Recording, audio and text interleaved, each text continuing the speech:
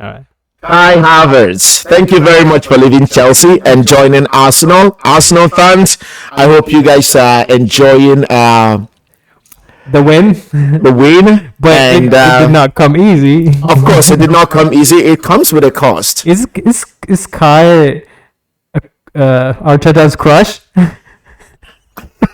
He's taking too much side of him. When a player is that hyped, so this is my take these days, right? Especially it goes back a little bit to when Chelsea signed him. So Chelsea signed Kai with the idea of he's a potential for the future. He's still young. He was 21 when we signed him. I Did he believe come so. from Dortmund? He played. No, he came from Bayer Leverkusen. Okay.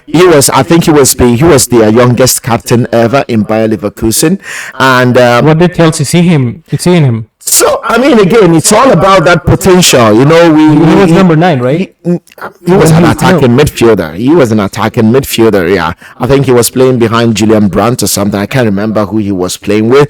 But again, the thing is that these players in Kai's, all of that, they are seen as potentials. They are seen as future potentials. Kai is a prime example that there is nothing guaranteed for the future. If you're buying a player, you're buying a player to perform now. You're not buying a player to perform for you in 3-4 years because you don't know what will become in 2-3-4 years. And that is what Kai has brought to Chelsea, taking the same thing to Arsenal, stopping Arsenal from continuing from where they stopped last season. Arsenal were playing very, very well last season until Kai came in this season. And boy, oh boy, how has Arsenal struggled with Kai in their starting 11? In some regard, I'm happy that he's experimenting with Kai at the start of the season. But if you really want to win the title, you cannot. You have to lose go on the any game. bounce. What? You have to go on the bounce. Yeah, That's why yeah. Man City's next experimenting. No. Even Man City, the player they could experiment with, they sold to Chelsea. Yeah, Alma, yeah.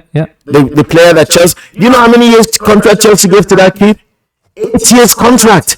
Who told them that in 8 years that kid will still want to be a Chelsea player? No. Who told them in I don't 8 know. years that Palmer will still want to play for Chelsea and will not want to go to Barcelona or to Real Madrid or maybe to Manchester United because Chelsea is not winning the trophies that he has come to Chelsea to try and win, or that he might not even get that playing time, or even if he gets the playing time, he might be played out of position again because Chelsea is playing one stupid 4-3 back middle 5 and whatever it is that Mauricio Pochettino is doing, far from what he did in preseason. But back to Kai Havertz, this is a prime example that there is nothing guaranteed for the future, and that is why he is Arsenal's nightmare. Who on earth, let me ask you, you have Thomas Partey, a reliable central defensive midfielder, top class. You then sign Kai Havertz and you push your holding midfielder to go and play as a right back for you, and you struggle in the midfield. You're struggling to keep the ball. And sometimes I think, what on earth is wrong with these Decision makers. decision makers in the form of coaches like Arteta? Yeah, 2 games are enough to find out if it's gonna work or not. Preseason is enough. Preseason is enough. I don't think it's gonna work. It's not gonna work. It's never gonna work. He's not playing his natural position, and I don't know what his natural position is. Instead of like actually adding to the game, he's just a liability. I think he's become a liability. He has. Because even in the German national team, has Germany performed anything in the last No. in the last We saw in the World Cup, tournament? he did nothing. In the last Euros, did they do anything? They did not even. Germany has been terrible. The Germany, everyone knows that in international tournament, there are nightmares for other teams to play against. This Germany in is their the worst lineup, Germany ever I've seen. it is horrible. They are terrible. Yeah. The first goal came in because of Kai. He assisted it almost. Absolutely. Yeah. I mean, when you're playing this high pressure game, you cannot take these chances. No, Man City never takes chances. No. That's the difference between. No. So I think even today, Arsenal winning the game. I think Kai should not get a start next game. Trossard should get a start instead of him. And that makes perfect sense. My thoughts is this: the English Premier League is not for Kai Havertz. I agree. It's not for him Yeah, because he's not quick. I think that meme. He's the German Lukaku. Yes, He is actually behaving like Lukaku. He's like, I don't know what to do. I don't know. Like, what am I doing here? Like, why am I on the pitch? Like, his body language. It's. I still respect him. The player that I really don't respect as a footballer is Harry Maguire. When I watch his game, it feels like it's repulsive. Like, why is he's getting that much money to play? I understand he played good for England. There are people forget that he doesn't play good for. Anyway, England is another story. So watching Kai is the same idea. Like, what are you doing? You're not helpful. Like, if I had to play with that kind of a player, I would tell my manager, like, I cannot play with this player. Take him out.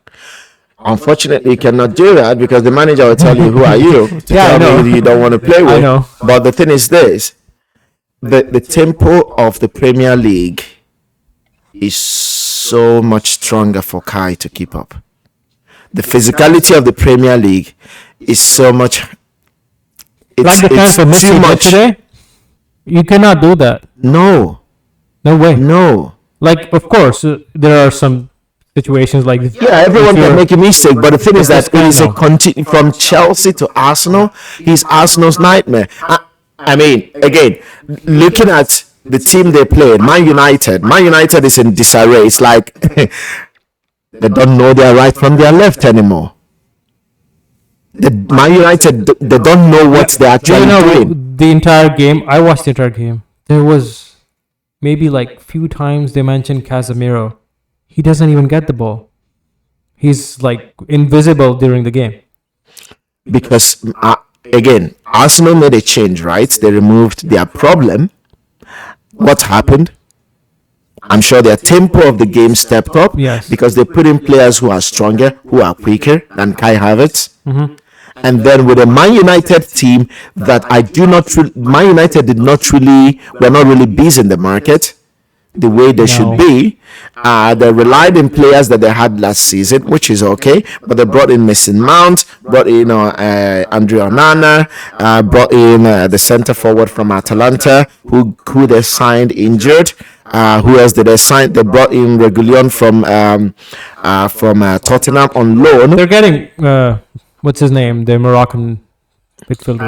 Sofiat Amrabat. Yeah, he's kinda gonna play. They signed him, but we still have to wait for him to play. Yeah. But before, But they didn't do good business. for sure. yeah, the thing is that, I mean, even these new players that they have signed in, they did not let Maguire go. I would let Maguire go and look for an alternate. Even if I need to sign a new centre back, Yeah.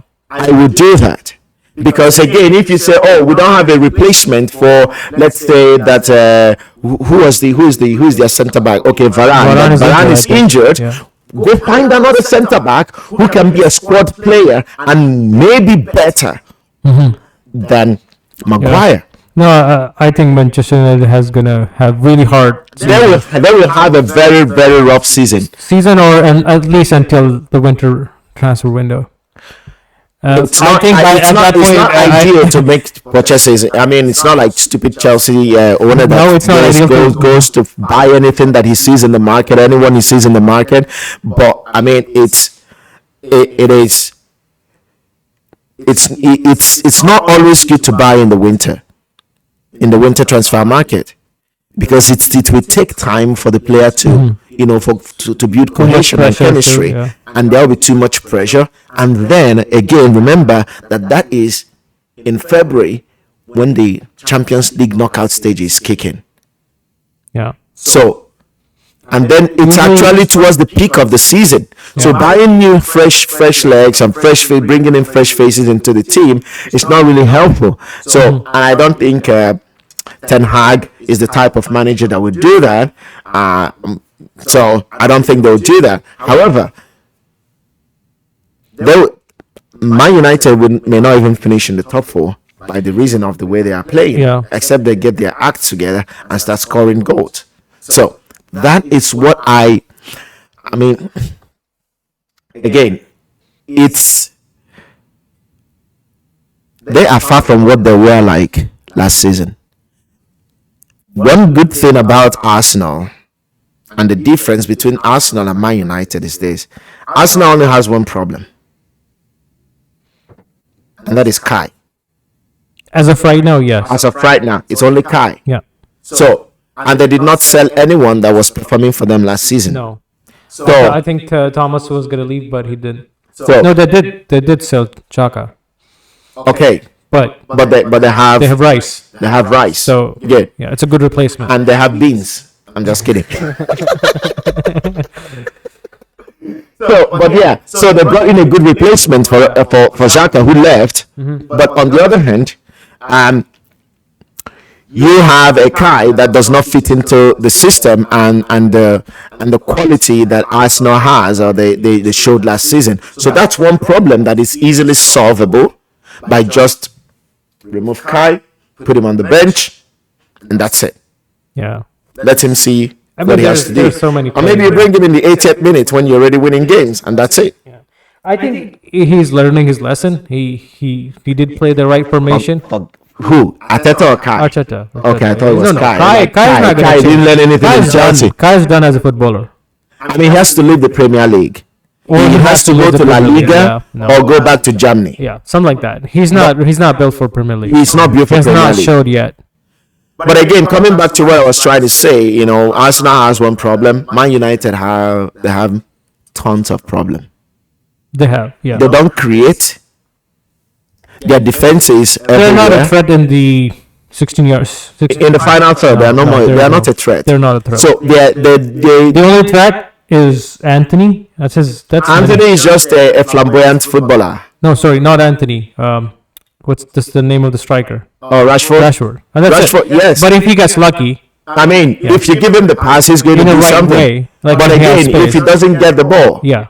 in midfield, it's as if they are tired in midfield. The season barely Because, started. that's what they're trying to do. They're playing keeper as a player. Yeah. To and then do a long ball. But It's not bad to easy. do that. It's not bad to do that. But not again, easy to do that, it's not all the time you're going to do that. I mean, look at how Arsenal handled them today. The moment they scored, they got the rebound. I mean, it was a back-to-back goal, Also, you right? have to deal with the offsides. That's yeah. Exactly. So it's good to always have that. But again, the keeper is not their problem. So they got rid of David De Gea, right? For me, David De Gea was not their problem. They had an issue with Maguire being on the squad whenever he played. He played a lot last year. Yes. And he was terrible. He was very. Luke Shaw is not injured. So they brought in Sergio Reguilon from Tottenham on loan. Their midfield for me seems weak. Casemiro is not the same Casemiro, because if he does the whole work all the time, he's going to get tired. Yeah. Eriksen is not the same Eriksen anymore, No. because again, Where's Luke Shaw? Is he injured? he's injured. Yeah. Eriksen no more the same Eriksen, because his heart condition, and psychologically he cannot be the same player he was at that time. Yeah. In Inter prior to that issue. So Bruno Fernandes, he's not a physical player. Not the same. So what do they have in midfield anymore? Is it Mason Mount? Mason Mount does not have what it takes to pull the No, Man United midfield. So they have a midfield that, if you compare their midfield to Arsenal's midfield and to Manchester City's midfield, which are these two teams have the best midfield so far, Man United they cannot get close. Yeah, I still don't understand to this day that we talked about it, that the other teams weren't performing. I think this season Man United is going to have really hard time. They will have a very, very hard time. And because again, they're in the Champions League, they're in a very difficult group in the Champions League as well. Yeah. So they will have to find a way. And because for me, that they did not do a good work in the transfer market to get in players on time, do deals and finish on time and concentrate on preseason, that is going to hamper them. So, but it's up to them to step up their game, find out a solution. The good thing for them is that the winter the international break is just around the corner. 2 weeks, right? Yeah, so their coaches to be able to, I don't think all most of their players will be away with their national team. So yeah, they Ten Hag will have to figure out a way. Arteta we need to reassess what he's doing with Kai Havertz. I mean, I yes, hope you could. guys go play for Germany and get injured. Oh yeah, you're an Arsenal fan. I don't really care. You guys took our baggage, so that's good. Good business. Anyway, guys, again, yeah, thanks for tuning in. Don't forget, please do not forget to hit the like button and subscribe if you're new to the channel. Thank you very much for tuning in, and I'll see you in the next one. See you in Cheers. the next one.